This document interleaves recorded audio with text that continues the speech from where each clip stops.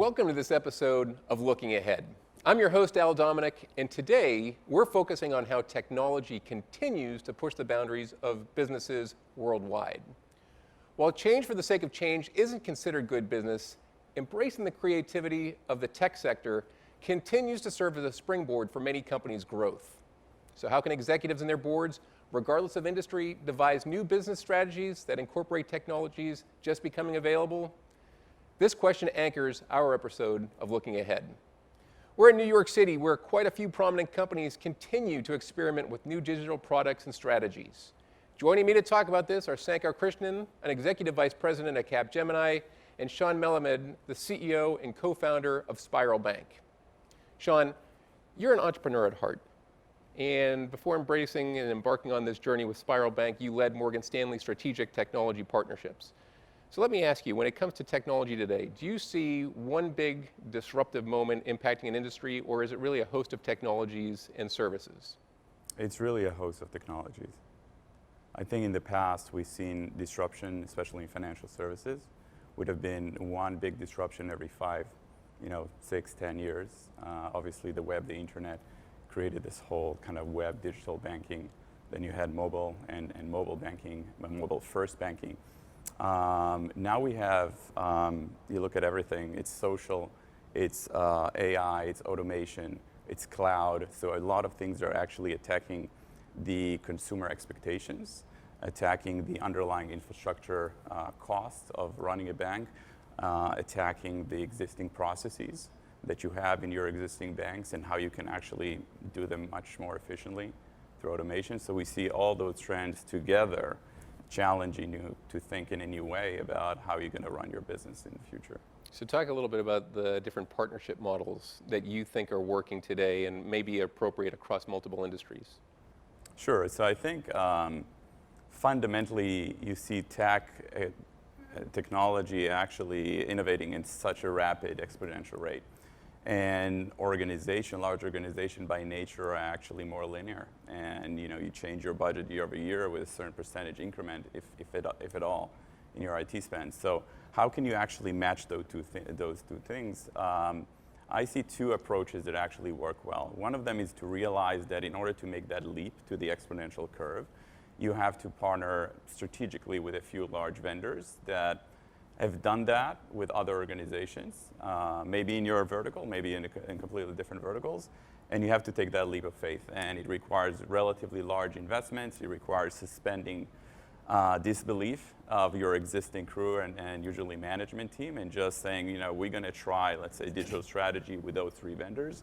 They're going to lead the charge, and they're going to create almost a scaffold that around that you start building and going to lead you through the thought process. So that's one category of partnership. I think these strategic partnerships, we have this top-down, high-level investment of funds, resources, and suspending, again, internal challenges.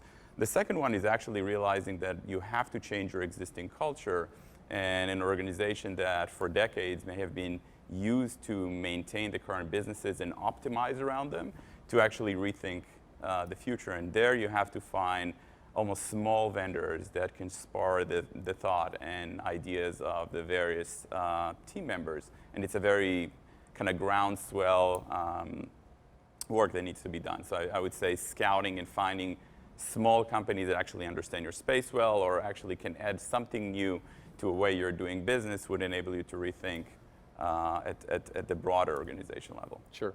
Well, so Sankar, I know you do a lot of larger scale transformations. I'm curious to ask a question that I don't know gets brought up that often. And it really is, what is at the heart of digital transformation that's taking place right now? Especially in highly regulated industries like the energy sector, what is spurring this type of change and why is it happening? Absolutely. I think for the first time we have the consumer who's used to experiences from Amazon and Uber kind of dictating the kind of experience he wants to get out of his providers. And obviously healthcare is different from energy, different from financial services. Energy is more complex because it's highly capital intensive and you have upstream refining and downstream, and they're all different. But fundamentally what is driving are 2 or 3 things. How do you personalize a customer experience? So people don't want to get those bills from energy companies that say you're paying more, paying less. People want, based on data that energy companies can capture, a very customized program. energy companies are also revisiting basic things. So for example, why should we go to a gas station to fill gas?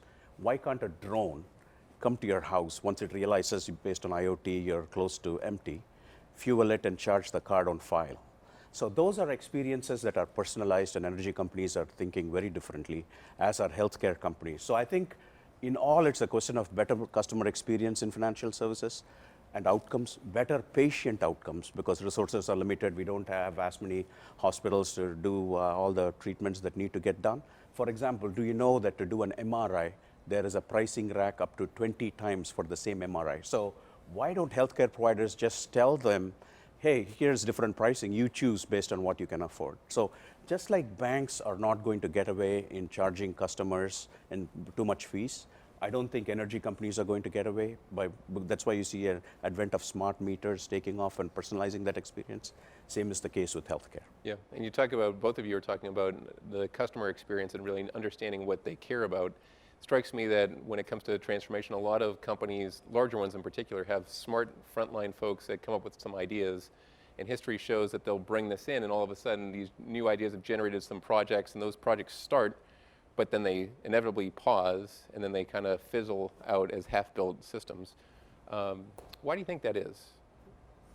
I think when you look at a large organization, usually you'll have the 80–90% of what drives the business. And the entire organization is optimized around those 90% of your core revenue streams and core processes to drive those revenue streams, and in actually creating belief systems about who are your customers are, what do they expect. And whenever there is a big dislocation in the market, so if you look at the Gen Ys, kind of millennials, or Gen Zs now, and you try to bring new data in that says this is completely different than what you know or believe, it's just very hard to assimilate that information. And it challenges so many different layers in your organization, all the way from the top, management teams, and then actually to the individual building a small feature for something they believe been working the last 5 years.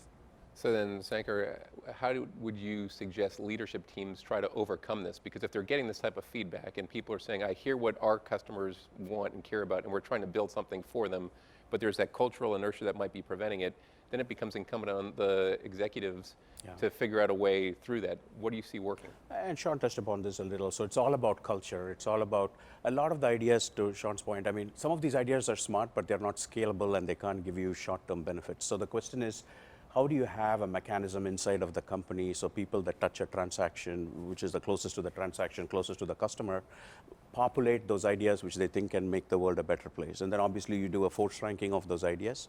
You pick something that would work in the short term, some in the medium term, and some in the long term, but some you don't work at all. But I think a lot of people have gotten used to the world working in a certain way. For example, in banking, I mean, we have all run banks a certain way for the last 2 decades, 3 decades. And look, I mean, in all fairness, banks are supposed to be extinct, but they're getting stronger, better capitalized. So I think there is a little bit of that, but I think the cultural shift that is coming, and I see a lot of digital natives and Gen Z driving that conversation, because if your bank is not able to meet their needs from a customer experience perspective, they'll go to a neobank which is able to do that. And I give an example of e-game and e-sports, right? We have over 2 billion teens that are used to this, and Fortnite and League of Legends and so on.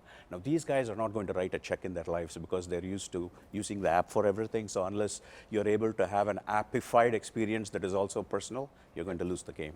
Well, and as we're talking about digital transformation and investments, that gamification of learning is becoming, I think, more and more pronounced. And so you see different industries, people are able to bring new people onto their teams, giving them some tools that would be maybe foreign to the three of us, to help them understand their culture and the behavior that they expect when it comes to the customer experience that's being delivered. So Sean, I want to bring it back to you. You're creating a startup right now. You've created startups in the past. You've worked with small companies. You've also worked with big ones. Why do you think it's so difficult to get new ideas off the ground, especially when they require other companies to participate in your growth? Well, in large organizations, the amount of legacy stuff, I'll call it, right? It's people, it's processes, it's systems that just exist there. It's just a huge barrier to any kind of change. And and any kind of change you're thinking about usually is very incremental. So even if you bring the most innovative vendor or partner, you know, they would come with this amazing agenda of how you get to change. You can only afford, sometimes financially, sometimes from a cultural change, sometimes from your own systems change, a very small increment path towards the future. So it's just difficult. I'm comparing it to creating, let's say, a bank now from scratch, and I have the freedom of just, you know, buying the best building blocks everywhere that I want and have nothing to actually deal with. No legacy belief systems, no legacy processes, no legacy systems. It's just a completely different experience. So I think the closer large organization can create a clean slate, even if it's a little bit in isolation, and try to build what the future should look like, it's a better path to the future versus trying to incrementally enforce changes. Yeah. Well, as you're talking about this, I want to come to Sankar. You've supported large, you know, scale digital products, or projects, I should say. What's the mindset of making an investment in that? Again, in a strategic capacity, I've heard different schools of thought. For example, there's a bank in Texas that famously would take maybe 3% of its earnings every year and roll them into new R&D projects. So nothing to paper over previous years' efforts, but how do you create something new? And they had created a fund that allowed their team to say, this is going to not just be a concept that we can discuss, but we could actually try to commercialize. What are you seeing right now for companies? So I think at a C-suite level, I think everyone wants to transform. And to Sean's point, I think how do these big banks and healthcare and energy, everyone, how do they redesign their company from first principles? So that is what we get asked to. Most of the C-suite tells us, look, forget about our legacy, right? Because that is a problem. If you had to redesign everything from today, how would you do that? So we give that kind of experience. And obviously that's why you see a lot of the, you know, banks that have been around for hundreds of years come up with their digital clone and try to go to market very differently. And the hope is that all those modern principles are in the digital clone, and then over a period of time they can port the old bank into the digital bank. So there are those initiatives at work. But oftentimes here is a problem, because when they get it right, it is because they have a long-term strategy and a long-term vision, and then they don't let cost come in the way. But oftentimes, because the pace at which technology is changing, what is often happening is that by the time, more 50% of the projects we advise clients on almost overrun on a cost basis, and another 20 to 25% on a time basis, and the other somewhere in between. So how do you get this whole thing right? So I think the best practice for us involves, you know, it's just like the roads we build here or buildings we build and they get filled pretty quickly. How do banks and other industries kind of build something for the future, let's say 10 years from now, 20 years from now, and have a model that works back to where we are today? I think those kind of models work better than just digital for digital, and then you get into the usual problems of project management and so on. Yeah, well, I want to take it home by asking Sean to, you know, kind of wear two hats. You've built from within, and you're also trying to grow from scratch. You know, tell us a little bit about the lessons that you think are relevant for corporate America today, as you think about having the advantage of no legacy, you know, systems in place, but also needing to come up with a brand and a reputation and an identity in a very competitive market. Yep. So from a large organization perspective, I think the brand is something that is very hard to replicate, right? So what you want to leverage is innovative companies and vendors that can actually give you a leapfrog to get to where you need to be in terms of offerings and functionality and maybe a vision, and use your brand and be very creative about letting go a little bit of all the past and just trying to create the future. Is very hard to do. It's hard to do also because of economic cycles and quarterly earnings and a bad quarter, and what do you do then, and how much you're committed to something that inherently doesn't change your revenue outlook necessarily for the next year or two, but it's the right thing to do for the next 5. And protecting that at almost at all costs in front of the board, in front of shareholders, and so on. The second thing is really changing the organizational culture, because the other thing you're battling with is startups, and startups are it's a mindset.